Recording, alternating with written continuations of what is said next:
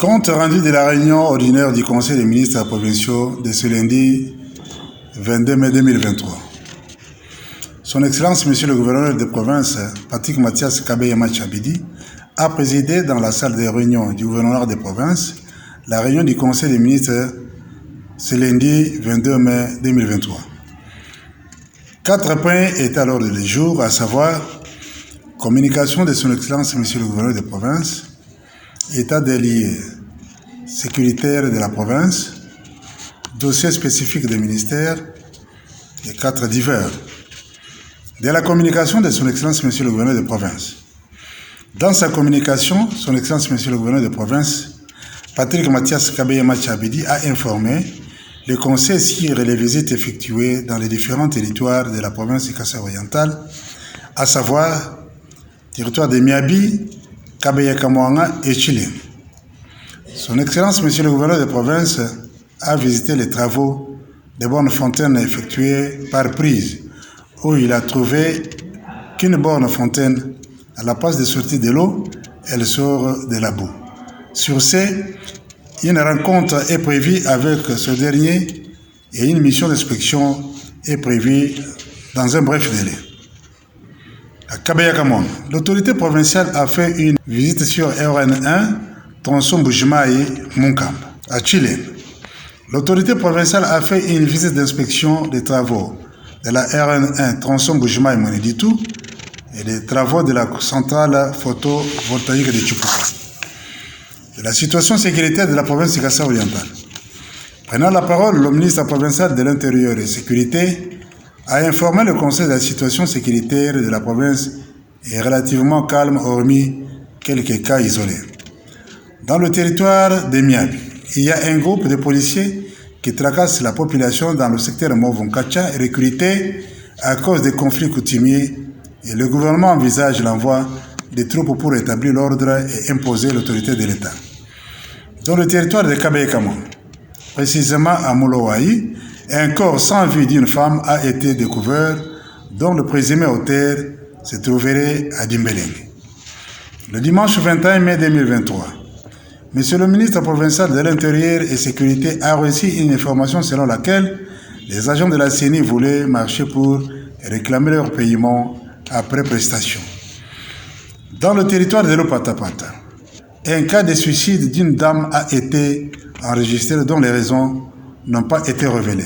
En Bujimaï, le mercredi 17 mai 2023, il y a eu le cas de justice populaire d'un homme brûlé vif dans la commune de Bipembe.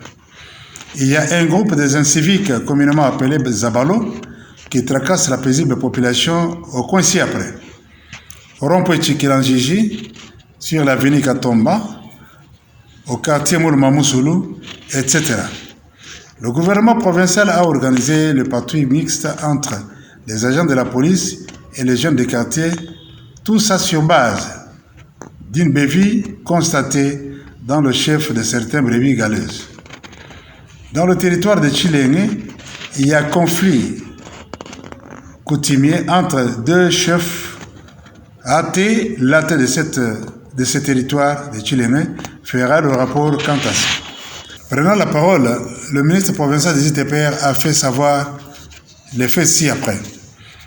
Que le contrat FPI avec Sam Crête vient d'être délocalisé de la RN1 tronçon Bujimaï-Kananga vers Mpanyamutombo. De l'acquisition des sites de la Fauneur pour la construction des péages d'où les bornes de délimitation ont été placées. Qu'il y a quelques entreprises chinoises qui ont sollicité des carrières pour les travaux de concassage. Ministère provincial de la Santé. La situation sanitaire. Prenant la parole, le ministre a informé le Conseil de la situation sanitaire de notre province à la 18e semaine, le 13 mai 2023, a présenté comme suite 17 640 cas de paludisme confirmés avec décès, 2 décès maternels à Kassansa et Miabi, 11 cas de rougeole, dont 6 à Chitenge, 6 cas de paralysie flasque aiguë, dont 4 à Bipembe, 8 cas de diarrhée sanglante, dont 5 à Kassansa et 3 à Mukumbi, de la mission d'inspection de son Excellence, Monsieur le ministre provincial en charge de la santé à travers toutes les 19 zones de santé du Kasaï oriental du 11 au 27 avril 2023. L'objet de la mission était d'inventorier les différents matériels plutôt et l'équipement en vue de solliciter le déclassement de ceux qui sont amortis. Dans le secteur hygiène publique, le ministre provincial en charge de la santé a informé au Conseil qu'il a procédé à la sensibilisation de tous les médecins chefs de zone, médecins directeurs des hôpitaux généraux, des références de maintien de l'hygiène dans le milieu hospitalier et dans la communauté et mise en place des comités d'hygiène. Dans le secteur du sport, il a informé au Conseil de la réhabilitation du stade Kalala Nindu de la Miba, qui peut servir d'alternative à celui de Kashalabonzola utilisé pour les compétitions de l'INAFOOT, première et deuxième division, de l'EFMAI, sur catch, etc., avec l'appui financier du gouvernement provincial. À l'information du Conseil de la récupération d'une portion de terrain du stade Kashalabonzola spolié par l'entreprise Swanepool, de la participation efficace des athlètes de la Ligue de catch et de karaté do au championnat national où ils ont décroché plusieurs médailles. De la signature d'un contrat pour la réhabilitation du stade Kashalabonzola qui se trouve au niveau de la présidence de la République. Dans le secteur de la justice. Dans ce secteur, le ministre provincial en charge de la justice a sollicité auprès de son Excellence, Monsieur le Gouverneur, au cours de ce conseil, de la construction d'un mur de séparation du pavillon des enfants, des adultes à la prison centrale d'Mbujimai avec financement du gouvernement provincial. Dans le secteur de la jeunesse, il a signalé au Conseil que quelques parcelles appartenant à la division provinciale de la jeunesse de notre province qui sont spoliées, c'est le cas du terrain se trouvant à proximité de la commune de la Mouille où sont érigés des bureaux de conseil provincial de la jeunesse ou au rond-point de l'Étoile où les particuliers ont construit les maisons commerciales. Au ministère des Mines, le ministre provincial en charge des mines a informé au Conseil l'interdiction d'exploitants des diamants non respectés sur la ville d'Mbujimai et a formulé le vœu de voir tous les puits explorés, remblayés sur toute l'étendue de la ville. Prenant la parole, le commissaire général en charge de l'énergie a informé au Conseil qu'il a fait une descente dans 3 sites, Tchala, Chipuka et Chibwe, où il a procédé à l'évaluation des travaux sur tous ces sites. Sur le plan de l'électricité, il y a 2 machines qui tournent à Tchala déjà et la 3e est en réparation.